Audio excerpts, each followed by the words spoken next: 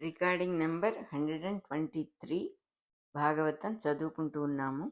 సంధ్యారూపమైన ఆ సుందరిని చూచి దానవులందరూ మీదపడి కౌగలించుకొనుచు ఇట్లనిరి. ఏమి సౌకుమార్యము, ఏమి వయస్సు, ఏమి సౌందర్యము, ఏమి ధైర్యము, ఏమి సౌభాగ్యము, ఈ లక్షణములు ఎచ్చటను కనుపింపవు. ఈ రూపము చాలా చిత్రముగా ఉన్నది. ఈమెను చూచి మనము మనస్సులలో ఇంత కామమును అనుభవించుచుండగా ఈమె మనస్సున మనపై మక్కువ పుట్టదేమి, పలకరించినను పలుకదేమి అని ఆశ్చర్యపడుచు సంధ్యాదేవితో ఇట్లనిరి. అరటి చెట్ల వంటి తొడలు గలదానా, నీవెచ్చటి దానవు, ఎవరి కూతురవు, ఏ కులము, ఒంటరిగా ఇచ్చట ఉండుటకు కారణమేమి? నీ అందమైన రూపము సమస్త సంపదలకు పుణ్యములకు నివాసము.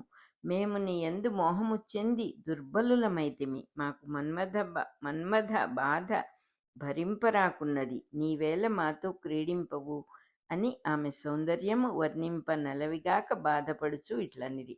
నీ అందమైన స్తనభరము, నడుము, చిగురుటాకుల వంటి అరచేతులు చూడగా మాకు వింత ఎగుచున్నది. వంగిన నీ నడుము ఆకాశము వలె ఉన్నది. నీవు చేతిలో ధరించిన పూల చెండు అస్తమించుచున్న సూర్యుని వలె ఉన్నది. నల్లని కురులతో కూడిన నీ వేణిబంధము రాత్రికాలపు చీకటి వలె ఉన్నది. నీ చూపులు రాత్రి ఆకాశమున మిణుక్కుమను తారకల వలె ఉన్నవి. నీవు దేహమున ధరించిన గంధపు పూత సాంధ్యరాగము వలె ఉన్నది అని వారందరూ మోహముతో ఆమె చుట్టూను చేరి ఇంకనూ ఇట్లనిరి. లోకమున పద్మం ఒకచోటనే పుట్టి పెరుగును. నీ పాదపద్మములు మాత్రము తిరుగుచు అనేక గమనములు చూపుచున్నవి. ఇట్లు పలుకుచు అనురాగముతో వారందరూ సంధ్యాదేవిని పట్టుకొనిరి. వారి నుండి తప్పించుకొని బ్రహ్మ సంతోషించెను. దేవతలను ఋషులను సృష్టించుటకు ముందు బ్రహ్మ నుండి మహామోహ పంచకము ఉద్భవమయ్యను. దీనికి కారణమేమి? నారాయణుని ఆజ్ఞ చేత కదా చతుర్ముఖుడు సృష్టి ఆరంభించినది. మరల మోహం ఆరంభమగుట ఎట్లు అని సందేహము కలుగవచ్చును. సృష్టించుటకు ముందు బ్రహ్మ నారాయణునితో ఇట్లనెను. నీ నియోగమున నేను సృష్టించుటకు అంగీకరించినప్పుడు నేను సృష్టికర్తనని మనసున భావింపక తప్పదు. అది ఏ అహంకారము. దానివలన నేను నీ స్మరణ కన్నా వేరుగా సృష్టిని స్మరింపవలసి వచ్చును. ఇది ఎట్లునూ తప్పదు. అయినను నేను దానిలో చిక్కుకొని పోకుండా నీ స్మరణగా నీ అనుగ్రహం ఉండునట్లు వరమిమ్ము. ఇట్లు బ్రహ్మ కోరగా నారాయణుడు అనుగ్రహించెనని ద్వితీయ స్కందమున చెప్పబడినది. ఈ వరమే బ్రహ్మ మొదటి సృష్టి కనుక ఇంద అహంకారం కూడా కూడి ఉన్నది. దీనితోనే సృష్టి ఆరంభమగుట వలన మొదట మహామోహ పంచకము పుట్టెను. నారాయణుని అనుగ్రహము వలన చతుర్ముఖుడు దీనిని మొదటి దేహముగా విడిచిపెట్టెను. కానీ దీని యందు చిక్కుకొనలేదు. మరియు ఇట్లు మహామోహముతో సృష్టి ఆరంభమగుట దేవతల దురదృష్టము. అది వారి పూర్వకర్మ ఫలితము. ఒక చతుర్ముఖ సృష్టి ప్రారంభమగుటకు ముందు ప్రళయమున దేవతలు చావరు. వారు అవ్యక్తములోనికి పోయి మరల బ్రహ్మ మార్గమున వ్యక్తములోనికి సృష్టింపబడుదురు. ఈ సమస్తము ప్రళయమున తనలోని వారికి చీకటి అయి వారున్నట్లు తెలియని స్థితిలో నిద్రగా ఉండును అని మనువు చెప్పెను. ఈ ప్రళయము అను చీకటి ఈ దేవతలకు కలిగిన కారణమే దితిగర్భము లేక హిరణ్యాక్షుడు. దానికి కారణము వైకుంఠమున సనక సనందనుల అహంకారము. వారి శాపముననే జయ విజయులు దితిగర్భమున రాక్షసులై దిగివచ్చిరి. దితిగర్భము నెలలు నిండుచుండగా చీకటి దేవతలను ఆక్రమించనని పూర్వము చెప్పబడినది. అదియే కల్పాంత ప్రళయము లేక బ్రహ్మ ప్రళయము. అప్పుడు దేవతలు చావక బ్రహ్మను శరణుజొచ్చిరి, అనగా బ్రహ్మలో లీనమైరి. బ్రహ్మ నారాయణుని నాభి కమలమున లీనమయ్యెను.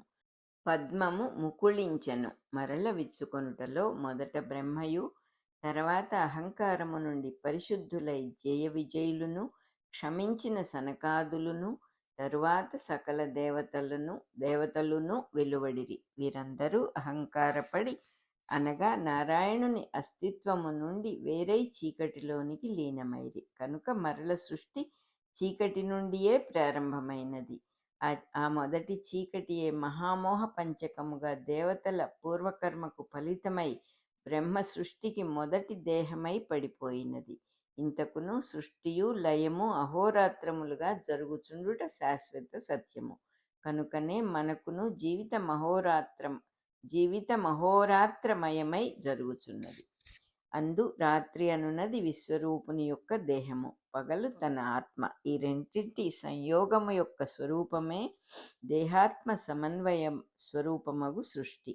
అందు దేహము జడము అనగా అంతర్యామి యొక్క నిద్రావస్థ, ఆత్మ స్వయం ప్రకాశమైన చైతన్యము అనగా అంతర్యామి నిద్ర నుండి మేల్కొనిన శోభ. ఈ రెండిటి నడుమ సృష్టిగా దేవతలు, ఋషులు, గంధర్వాదులు, భౌతిక దేహధారులైన నరజంతు క్రిమికీటకాదులు వర్తించుచుండును. అన్నియు అహోరాత్రముల రూపమైన కాలము అనబడు భగవంతుని అంతర్యామిత్వమున ప్రభావితులై నిద్రించుచు మేల్కాంచుచుందురు. జడమునకు చేతనమునకు నడుమ ఉన్నది మెలకువ వచ్చుచున్న స్థితి, అదియే సంధ్య. అందు దేవాసుర శక్తులు సమ్మిళితములై ఎర్రగా వ్యాపించును. కనుకనే సంధ్యలు జీవులకెర్రగా కనిపించును. మరియు దేవతలు, పితృదేవతలు చేయుచున్న బ్రహ్మాండ పిండాండ సృష్టిలో చైతన్యము ప్రాణముగా ప్రసరించి కాలువలు కట్టుటకు సంధ్యారాగము సృష్టింపబడును. కనుకనే గర్భమునందలి పిండములలో రక్తము, రక్తనాళములు సృష్టింపబడును. మన దేహమున రక్తమొక్కటే ప్రాణమునకు ఉపాధి అయిన నివాస స్థానము. రక్తము లేని జీవులైన క్రిమి కీటకాదులలో చైతన్యము కొంచెమే మేల్కొనును. ఖనిజములలో ఇంకనూ తక్కువ మేల్కొనును.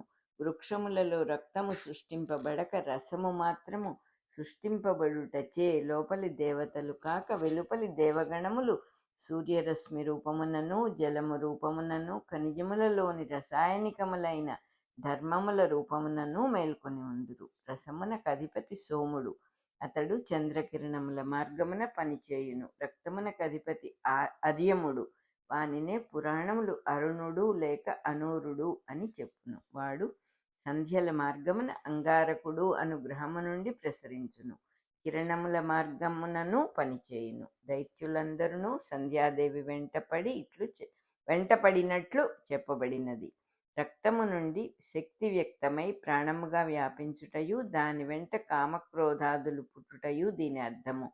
దానిని ప్రాణమయ కోశముగా, అంతకు ముందటి మహామోహ పంచకమును అన్నమయ కోశముగా రెండు దేహములు ధరించి విడిచిపెట్టి చతుర్ముఖుడు ఈ కోశములను జీవులకిచ్చి అటుపైన మనోమయాది కోశములు కూడా ధరించి విడచును. దీని అర్థవాదమే ఇచ్చటి చెప్పబడిన వృత్తాంతము. మరల చతుర్ముఖుడు తన చేయి పరిమళమును చూచుకొనెను. అందుండి గంధర్వులు, అప్సరసలు పుట్టిరి. ఆ దేహమును కూడా చతుర్ముఖుడు విడిచి ఈవలకు వచ్చెను. ఇచ్చట గంధము అను శబ్దమునకు గంధర్వులు అను శబ్దమునకు గల సామ్యమున చమత్కరింపబడి ఒక అంతర్లీనమైన సత్యము సూచింపబడినది. పంచేంద్రియములలో వాసన చూచుట ముఖ్యముగా పృథివీ రేణువులకును చైతన్యమునకు గల సంబంధమును తెలుపును. కనుకనే పృథివి గంధవతి అని చెప్పబడినది. అదృశ్యములైన సూక్ష్మ రేణువులు తమ ధర్మములను ప్రజ్ఞకు తెలియచేయుటయే వాసన చూచుట. వాసన రెండు విధములు, సుగంధము, దుర్గంధము. అందు సుగంధము పృథివీ రేణువుల సామ్యమైన సంబంధమును తెలియచేయును. రేణువులు సరి అయిన క్రమమున కదలుచున్నచో సుగంధమును, రేణువులు ఎగుడు దిగుడుగా కదలుచున్నచో దుర్గంధమును వ్యక్తము చేయును. అందు సమవిభాగమునకు సంబంధించిన దేవతలే గంధర్వులు. కనుక వీరు కాల విభాగమునకును నాద విభాగమునకును కూడా అధిపతులై సంగీతమునకు అధిదేవతలగుచున్నారు. వీరి వలననే తాళ లయాత్మకమైన గాంధర్వ విద్య వ్యక్తమైనది. అప్సరసలు అనగా నీటి బిందువులు పుట్టుటకు అధిదేవతలు. అగ్ని సహాయమున వాయువు జలమగుట, విద్యుత్తు వలన మేఘరూపమున జరుగుచున్నది.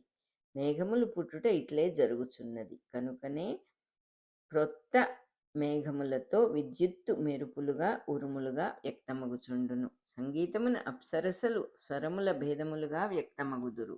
వీరు 7 అప్పచెల్లెండ్రుగా చైతన్యము అను సూర్యుని రథమును నడుపుచున్నట్లు ఋగ్వేదము చెప్పుచున్నది.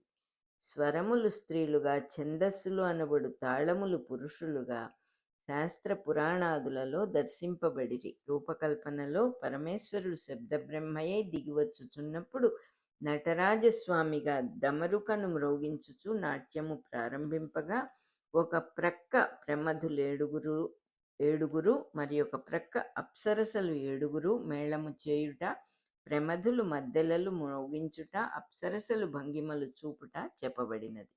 స్వరములుగా అప్సరసలు, తాళములుగా ప్రమధులు, శబ్దార్థ రూపముగా డమరుకమైన వ్యాకరణమును దిగివచ్చినట్లు రూపకల్పనమున్నది.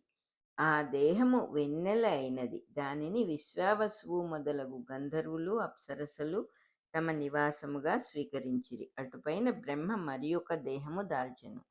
అది మత్తుతోనూ, ఉన్మాదముతోనూ, ఆవలింతలతోనూ, నిద్రతోనూ చేయబడిన దేహము. దాని నుండి పిశాచములు, గుహ్యకులు, సిద్ధులు, భూతములు పుట్టిరి. వారు జుట్టు విరియబోసుకొని దిగంబరులై చెరించిరి. వెంటనే చతుర్ముఖుడు కన్నులు మూసికొని ఆ దేహమును విడిచెను. దానిని వారు గైకొని పోయిరి. చతుర్ముఖుడు తన్ను అన్నము యొక్క స్వరూపముగా ధ్యానము చేసి అదృశ్య దేహము ధరించెను. అందుండి పితృదేవతలు, సాధ్యులు పుట్టిరి. తాము పుట్టించిన అదృశ్య శరీరమునకు ఫలితమైన దేవభాగమును స్వీకరించిరి. ఆ కారణమున పితరులను, సాధ్యులను ఉద్దేశించి హవ్యము, కవ్యము అనబడు ఆహార ప్రదానము చేయబడుచున్నది. రికార్డింగ్ నెంబర్ 123 అయిపోయింది.